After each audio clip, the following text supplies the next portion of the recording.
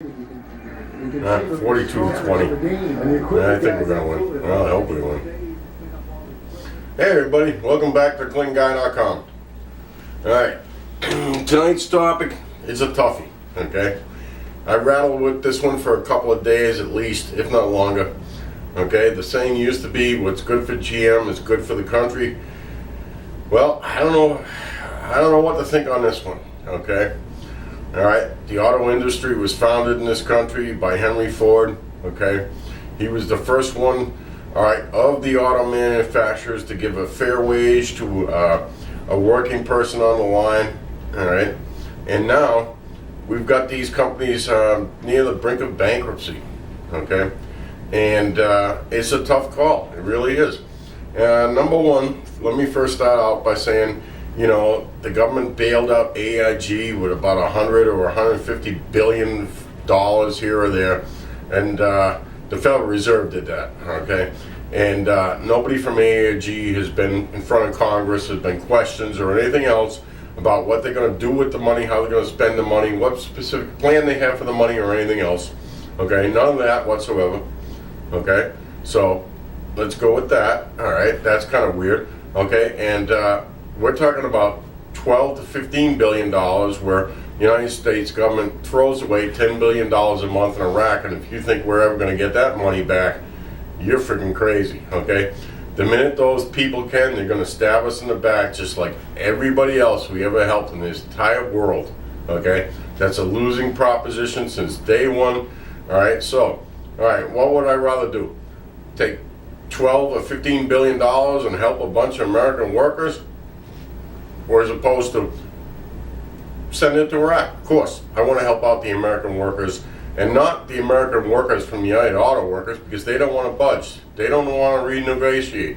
All right, I want to help the suppliers, the businesses, and everybody else going to be affected by this if this thing goes sour. Okay, and if GM does go bankrupt, because they're the ones going to be hurt. Okay, they're the ones that don't have those cushy union contracts that protect this, that, and the other thing. Okay, they don't. Okay, they go to work. All right, business is slow. All right, they get laid off. They don't get like a severance package or, hey, we'll give you $70,000 to go home, okay, and not come back anymore. They get asked to go to the unemployment line and, you know, sign up for unemployment. So, like I say, I think it's sad that if it does happen, it'd be terrible for this country, but I don't feel sorry for the United Auto Workers, because in my entire life, I've had a compromise. I've had to lower my standard of living due to the situation that's involved, okay? And taking less money to do more work. They don't want to do that, which is just shameful and disgusting, okay? And a lot of people point to the GM mismanagement, and they say it's been mismanaged for years. Well, let me tell you something. The United States government's been mismanaged for at least 30 years, right? I heard a stat today that we're the #1 employer in the United States. Well, if we're the #1 employer, we should be like a literal money machine just raking it in. Well, we're not, okay?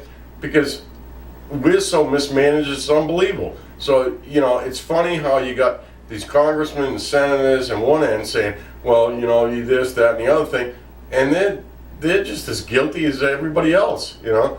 And let me make one point. We've been protecting South Korea, all right, from North Korea for, I don't know, 40, 50 years or whatever. And we've never got a nickel from the South Koreans. It's not like they can't afford it, because they've got a sovereign wealth fund, which we don't. We just keep printing up more money and more debt, and we keep trying to sell it. Well, that well's going to dry eventually, and once that done, we're going to be doomed.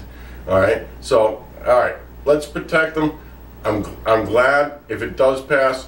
All right, but it's the only chance they're going to get. All right, and if the United Auto Workers don't budge because they're just greedy bastards, and they got a membership that's shrinking instead of swelling, they should smarten up and say, hey, listen, I'd rather have a job than no job. But obviously, they're not that smart, and if they take down GM, it's their fault. It's not GM's fault. It's not the United States government's fault. It's their fault, because they're just greedy bastards. And there you go. So, hey, you know, and everybody out there that's been affected by this power outage and this ice storm, unbelievable. I've been riding around and I've seen stuff that I never thought I'd see. Trees, power lines down here, everywhere and everywhere. You know, it just makes you think, hey, be grateful what you got, because you never know. Tomorrow it might not be there. So, hey, next week, see you then. But thanks for stopping by today. Have a good week. Bye-bye.